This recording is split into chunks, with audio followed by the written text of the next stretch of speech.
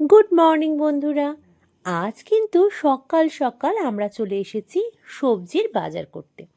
সবজির সাথে কিছু মাছও নেব।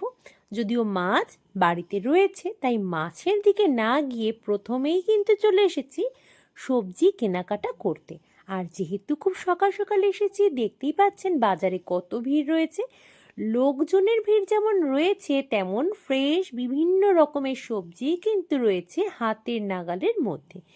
এর মধ্যে থেকে বেছে বেছে আমাদের যা কিছু প্রয়োজন সেগুলোই আজ নিয়ে নেব। আর তারপর দু একটা মাছ নিয়ে সোজা ফিরবো বাড়িতে। দেখুন, মাছ বাজারেও চলে এসেছি।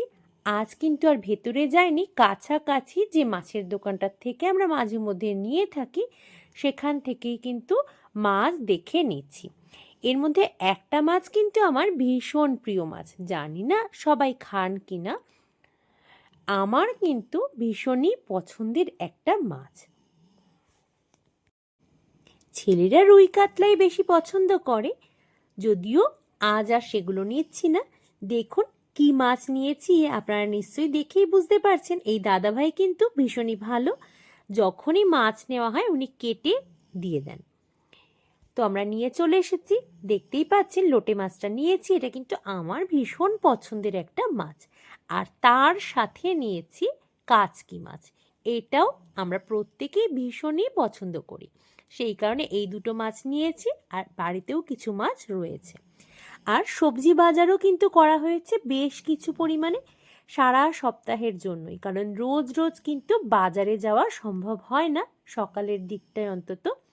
সেই কারণে ফ্রেশ সবজি পেয়ে আমরা বেশ কিছু সবজি আজ নিয়ে এসেছি।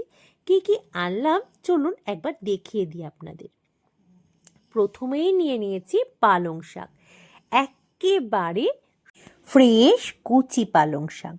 শীষ পালং অনেকেই যদি বা পছন্দ করেন, আমার কিন্তু একেবারেই পছন্দ নয়। এখানে দেখুন নিয়ে নিয়েছি বেশ কয়েকটা কমলা লেবু।